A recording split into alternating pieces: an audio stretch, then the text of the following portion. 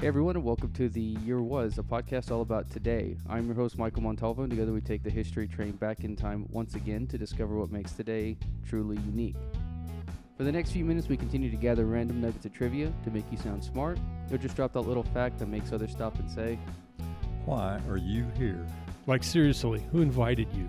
On this episode, we examine the events that occurred today, June 5th. Hey everybody, this is Michael, just dropping in real quick to say that I forgot to mention who we are actually recording with. This is an episode with Matt Vann of the Vann Cave and a friend of ours, Bill Martin. I think that's going to be it for me. I'm going to go ahead and get out of the way so you can get back to the episode. Thank you. We have here June 5th, and the year is 1944, and this is the start D-Day operations. On the 5th was when everything was set into motion. So that's what we're talking about. Well, that is what we're talking about today.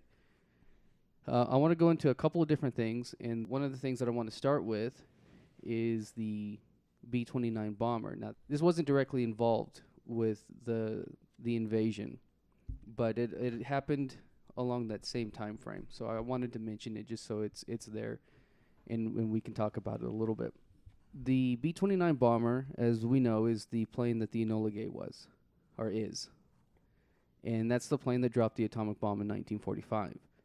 But it was June 5th that it had its first bombing raid. And the article I read didn't have much information on it, but it did say that 98 bombers took off from eastern India to attack railroad yards in Bangkok in a bombing mission that spanned 2,261 miles, a round trip. And that was the longest attempted up until that point. They didn't get the results they really wanted, though. 14 had to abort due to engine failure, 42 ran out of fuel, and 5 crashed on landing. And of the bombs that they dropped, only 18 landed in the target area. So it wasn't a huge success for them at that time. There were, if I remember right, there were still some bugs in the B-29 that they hadn't quite shaken out. She went into production quickly. Mm-hmm. And it was a game changer in a lot of ways, in a lot of technology. In fact, the B-29 was revolutionary to the point that the Russians quite literally stole it at one point.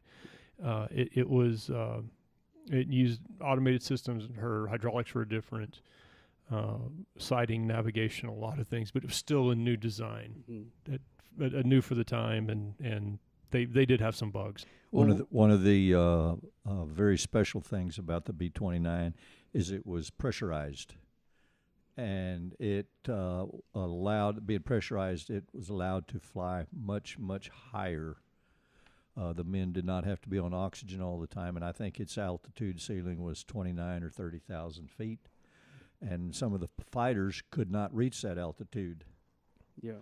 So it had a distinct advantage there. And, of course, bombing from that altitude was very new since it was the first one to do it. Yep. Mm-hmm. I don't know how well the Norden bomb site had been developed at that point. But that was its big advantage is, well, two things. It's pressurized cabins and its extreme range. What was interesting to me about the pressurization, and I'm glad you mentioned that, I completely forgot it, was it's not like you would think of a smaller aircraft where everything, every crew space is pressurized. Little chunks of it were. So you had the cabin, you had the radio, nav area, and then a crawl space. A tunnel. That went to the gunner positions, which the gunners were remote, whereas they used to have guys in each pod, in the belly gun and all that stuff, in the waist gun, tail gun. That this was done remote, which was space age stuff for the time. Yes. And even in the 29, the one that also had crawl space that went out to the engines. No, you're thinking of B-36. Okay. You could go out through the wings to the engines on the B-36. Okay, I thought the 29 had those. Anyway, yeah, big deal. Well, one of the things that I found out about this was that a major reoccurring problem for the aircraft was that it had a lot of engine fires and engine failures due to the overheating of the I guess just the engines. And actually that was typically happened during takeoff. Yeah. So it's the Russians, when the Russians copied it, mm-hmm. they were copying a fairly early design, and the Americans had overcome it. They'd added some things to get more air across the engines. It's kind of like, it's a trick to make a high altitude engine. It's tough to make it low altitude at the same time without some tweaking. When you're not familiar with operating that way. And when the Russians copied it, they had all the same problems. They were catching fire on takeoff and all kinds of weirdness. Yeah, you're very correct about it. It's problems on takeoff. In fact, when the Enola Gay took off, it was 31,000 pounds over gross, and they were very, very, very concerned that it might crash on takeoff. Oh, I didn't know that. Yes. Yeah, it was modified. They had to change the bomb racks on it to accommodate a single device instead of a whole bunch. Landings weren't a whole lot safer. Yeah, what was it? What did a gear issue? There was something. It wasn't handling the improvised runways very well. I don't remember that. As fast as it was rushed into production, yeah, it had some serious issues, it but seems they like, worked them out. Yeah, it seems like the crushed coil runways and a lot of the just the field that they were on. If you look back at World War II airplanes, compare them to now, you'll see big fat landing gear. Big fat wheels, especially the Germans. Europeans, they didn't have as much asphalt. Well, Brits were flying these things out of grass fields. Yeah. They've always done that. So these big fat tires, low pressure balloon tires for that kind of stuff. I didn't even think to look at the production timeline for the B-29, but do you know about whenever it started to when they had a prototype? I can't. It was quick. It was in fact. It had an extremely short prototype and test. They pretty much built it, flew it, and they go, hey, it flies, and get started. So I don't think it was even on the drawing board when World War II started. Okay. So it was put into production in about 2 years. Well, I know these had a lot longer training process compared to what other, just because of all the equipment and everything that was really going into this one. Oh yeah. They were a unique bird. The last thing I kind of want to mention on this, Bob Vaucher described a typical mission for the B-29 as, in that Pacific theater, that in the morning, the 20th Bomber Command would get the mission alert, and everyone on base in India got in motion to be ready for the mission. 3 a.m. the next morning, crews would wake up, get breakfast, and start departing for first light in order to cross the hump, which was the Himalayas. After that, they would arrive in China at about noon, and then there would be an early evening departure hitting the target around midnight. They would land in China early in the morning and go to the debriefing while the planes were refueled, and then get back on the plane and get back to India around noon. And he said if by that time, which was around 33 hours, you had not passed out, you went to the club that evening and then did so. Yeah, it sounds, yeah. It's a very pilot way of doing things. While this is happening in the Pacific Theater, the Allies are marching into Rome. And this was brought on in part by the Battle of Monte Cassino, which was close to the Mediterranean coast. I don't know if you guys know about that one at all. No, I've not got there yet in the book that I'm currently reading, Supreme Commander by Armbros. I have a little bit of information on that. It lasted from January 17th to May 18th of 1944 and was one of the longest and bloodiest engagements of the war. It was about 4 assaults by the Allies against the Winter Line in Italy, which was held by the Axis forces. Allies believed that a nearby abbey was used as an observation post after a series of pinpoint attacks were made against them. So they were trying to move forward, and they just had these attacks just hit them one right after the other. And casualties escalated, and despite not having enough information or evidence, it was marked for destruction. So on the 15th of February, American bombs dropped 1,400 tons of high explosives, causing widespread damage around the area. The bombing raid failed to rid the Axis troops of the area, so they were still there. And German paratroopers occupied the rubble and established defensive positions in the ruins. On the 16th of May, Polish soldiers launched one of the final assaults as part of a 20-division assault along a 20-mile front. And on the 18th, the Polish flag and the British Union Jack were both raised over the ruins. I'd never heard about that. Yeah, I'd never heard it either. I just kind of ran across it whenever I was looking into this. So that happened the month before the Allies made their march into Rome. The Germans were driven from their positions, but the Allies lost about 55,000 soldiers during all of that. Wow. And the engagement allowed them to push further into German-occupied Italy. Rome was important because of the airfields it had, the roads it had, and the rail networks. But it was also culturally important because of the architecture and all of the art that's there. And here's something I didn't really realize. I actually wrote that in here too. It's like, I didn't know that, so I had to say this. We all know Italy had sided with Germany under Benito Mussolini. And after Mussolini was killed trying to flee, he was replaced by Pietro Badoglio in July of 1943, and then they began negotiations with the Allies, and then October of 1943, they formally surrendered and declared war on Germany. I knew that Italy had kind of dropped out of the war around that point, but I'd never really seen it that they had declared war on Germany. I always just kind of assumed they, surrendered, and then that was it for them. Yeah, I remember that kind of being a blank spot.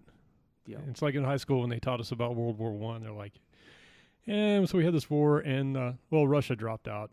And why'd they drop out? We'll get to that in the next chapter. Don't worry. we'll get to it eventually. Stuff happened. Yeah. They had something else going on. In March of 1944, our 5th Army Lieutenant General Mark Clark began his advance on Rome, not surrounding the already retreating German soldiers, instead striking from the Anzio beachhead. And it was a daring, unconventional attack that went against the orders of General Sir Harold Alexander, the British officer in charge of the overall operation. So he went completely against orders in order to do this. And people said, yes, it worked, but he really shouldn't have done this. That sounds about right. Yeah. And So the Brits are well known for their way of doing things like that. this attack was effective, and they were met with little resistance. And the people of Rome who had stayed indoors for the first day of the attack saw that victory was in sight, and they began to flood the streets.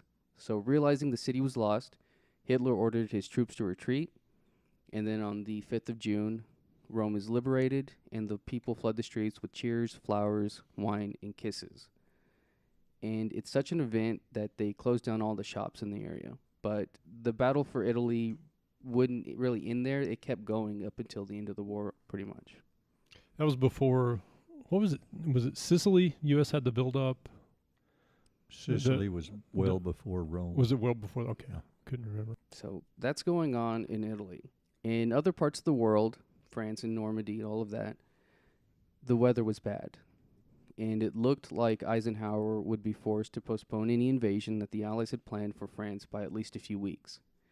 So seeing this, German Field Marshal Erwin Rommel, who had been at war, or away at war, for at least 5 years. He had been away from his wife and away from his son. He had decided that he was going to spend his wife's birthday, June 6th, with her instead of being out in the field. So he bought her a pair of shoes in Paris, and he left on the evening of June 5th. I believe it was the evening. It may have been during the day. I couldn't get an exact time for it. They did not have long-range weather forecasts, though. And so they didn't know that the weather would be moderate for approximately 24 hours beginning that night on the 5th. And while he was leaving, the German forces continued normal planning and training in anticipation of an invasion that they believed wouldn't happen for weeks. And that's something else I didn't know. I kind of assumed that, your head, I guess, leaders would be in that position where they were going to be there for all of that. I thought it was a little bit interesting that he would go and do all of this. Well, there was quite a bit of misdirection about Normandy. They actually believed the invasion was coming somewhere else anyway, right? They thought it was coming across at Pas de Calais because that was the shortest distance across the English Channel. I've read at least 2 or 3 different reports that Hitler thought it was coming at Pas de Calais. Rommel thought it was coming at Normandy. Hitler thought it was coming at Normandy. And, of course, when they attacked and Hitler was finally waked up and told, he said, exactly where I said it was going to come across. And, of course, that was the way Hitler did things. The sun could come up in the west one morning, and he could say, "I predicted that a month ago." Yeah. Wasn't there a counterintelligence op that kind of led him to more toward Calais? Yes, and it was General Patton's Yep. fake brigade division. Yeah, it Army. was. Yeah, It was in northern part of France, up near Pas de Calais, where they had tanks and airplanes made out of paper mache. If I'm not mistaken, Disney was involved. Some of the movie makers, I'm not sure if it was Disney or some of the other movie makers in Hollywood, were heavily involved in making these faults, basically made out of paper that from the air looked like airplanes and tanks. oh yeah, they had the inflatables and Mhm. all that. Yeah, I remember that. I read about that too, and they actually went to the extent of creating fake patches for the fake battalions yes. in order to. They did that. They also had fake radio transmissions transmitted in the clear, like we need 60,000 snowpacks, which deceived the Germans into thinking that we were going to come across there and go through the very, very snowy, cold areas. Then they'd say, we need 2,000 baseballs, 4,000 bats, and 6,000 gloves. Things like that were actually transmitted in the clear to make him think that there were a lot of troops up there and they were playing and getting ready to come after him. What was the name of the OSS op where they would strand a soldier out, like a missed parachute drop, or put them in a Jeep and drive them, send them up a road like they were lost, and with the intent of them being captured, but they're actually a trained agent. There's a name for that program, and they would be captured and say, okay, yeah, you turn me loose, I agree to be a spy, and they would actually be working counter intel that way. I think that played a part in it too. I think it was done mostly through drops. They would take these poor guys out, these OSS guys, and drop them behind enemy lines, and they would say under interrogation, hey, look, I was part of this operation that actually really happened, but I landed here. And that's how they would get people in to there's a name for that operation I can't think the of. Brits were just devious enough to do things like that. To sacrifice their own. Well, they would plant intel on dead people. Oh yeah, and leave them, in a U.S. uniform. I think there was an interesting story as to how they came across the bodies, but they would pack maps and messages and things of that nature on them and leave them to be found by the Germans, so the Germans would find would leave them to believe something like a different invasion point or something along those lines. So the Allies had a window of about 4 days that the weather was predicted to be favorable. But bad weather had hit on the 4th, and Eisenhower wrestled with the idea of postponing the invasion altogether. Well, that's interesting. I was reading something recently, and I sure wish I could remember the weatherman's name. He asked Eisenhower to delay the invasion from the 5th to the 6th. He said there will be about a 24-hour window. Other weathermen, meteorologists disagreed with him, but he was right. Mm-hmm. Eisenhower delayed it and got that 24-hour. There was the HBO show, Band of Brothers, which the first couple of episodes, the second episode really dealt with the drop into Normandy. And I remember them kind of talking about that, where they were gearing up, ready for the mission, and then they pulled back and said that they were on hold and waited for the next day. Weather conditions looked to go from bad to worse, and at 9:45 on June 5th, he received a cautious report from his meteorologist, which is what you were talking about there. So he gave his staff the go-ahead, and he composed a statement to be delivered the next day. And I have the statement here. I don't know if one of you guys wants to read it. Bill, you have the best voice for reading that stuff.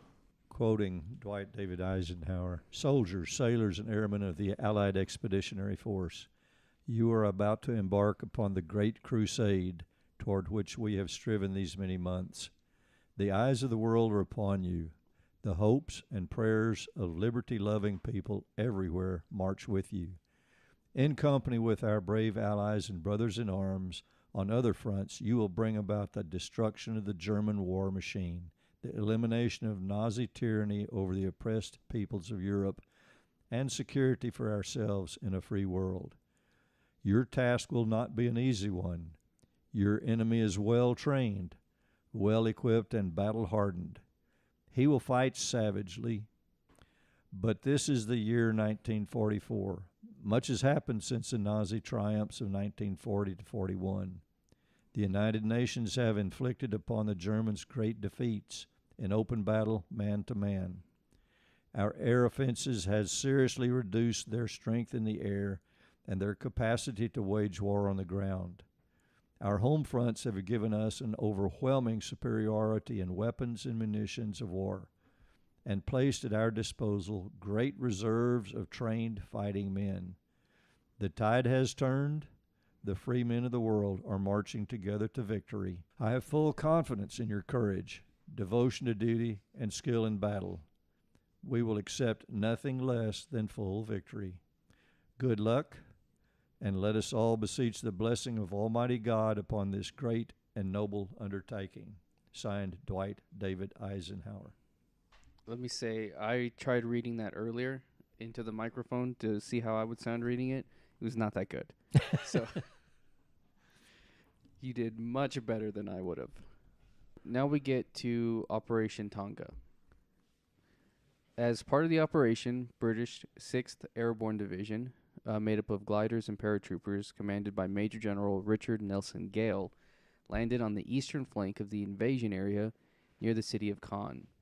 I wanted to make a Star Trek joke here and just shout out Caen, but I felt it inappropriate, so I refrained. I'm on the fence, man. That could be. Yeah.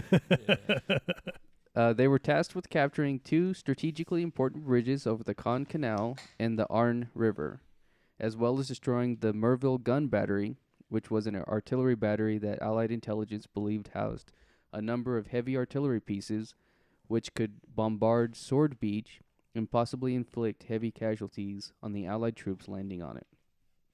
So, for those who don't know, the invasion area was divided into, I believe, 5 beaches. Five beachheads. 3 were for British, and then there were the 2 American beaches. Once completing the objectives, they were to create and secure a bridgehead focused around captured bridges until they linked with advancing Allied soldiers. And that brings us pretty much to midnight on June 5th. So I want to open up the floor to kind of talk about what we've gone over so far. And then tomorrow we'll discuss June 6th, which was the actual day of invasion. So do you guys have anything over this that you were wanting to add to it? The only thing that I can think to add for this, Bill is by far our group expert on this thing. 2 things. The gliders you mentioned, many were, there was a lot of training done in our area for the gliders. Lamesa and Lubbock, there was a school for it. And also the United States Coast Guard, which Bill and I are both veterans of the U.S. Coast Guard, had a significant presence. And not only did they, were some of the landing craft, Coast Guard craft, they were crewed by Coast Guard coxswains. And there were a number of Coast Guard cutters that formed the rescue flotilla. I didn't. Yeah. I was trying to see, because I remember you mentioning that at one point, and I was trying to find information on the Coast Guard whenever I was doing the research on this. I just couldn't find too much on it. Yeah, Douglas R. Monroe is a very heralded Medal of Honor recipient for the United States Coast Guard, and he was a coxswain. Okay. And his story is an episode unto itself. But the Coast Guard was a huge presence. Many years ago, I don't remember how many, 20, 30, I remember reading an article somewhere that said all but 6 of the landing craft used in World War II were coxed by coasties. You know what? I remember, you're doing better on the number than I did, but I do remember there being a huge number. Mm-hmm. The Navy didn't have small boats. Yeah. They were not experts at this. That was definitely our job, the knee-high Navy. So. I'm not going to get into derogatory comments about a sister service. Well, I guess that is going to do it for this episode. This is going to be a part 1, so we'll have a part 2 tomorrow. And I guess we'll see you next time. I'm in. I can't be here tomorrow. Yeah, okay. I want to thank Matt Vann, everyone knows from the Vann Cave, and Bill Martin here, who has been on the Vann Cave a couple of times. This is the first time you've been on my little show here. But thank you for both for being here. Thank you. This has been fun. I appreciate the invite. Yeah. I've enjoyed it.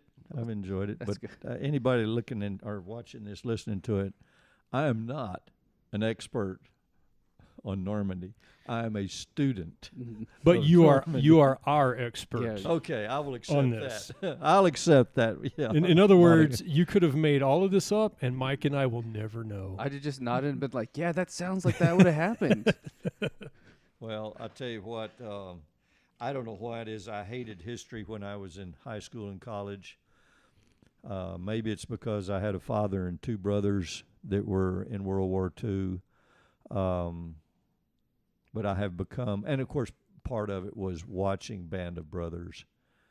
That just kind of got me, and I have really, really enjoyed reading and studying both the Pacific and the European war. So there's so much history there, and we have so many people to be so thankful for. Yeah. Indeed. Well said. If you're watching this on YouTube, you can find the audio version on iTunes, Podbean, Spotify, and Google Play. Links in the description. If you like the podcast and want to hear more, please give us a rate and a review. That helps me out and lets me know what direction to keep this going in. And hey, if you liked it, share it with a friend. They might like it too. You can find me on social media and at YouTube at the Apple Cider Club. And as always, I want to thank the Tim Christ Band for our musical theme and to thank you for listening. We'll see you next time. And get ready for the sound effect.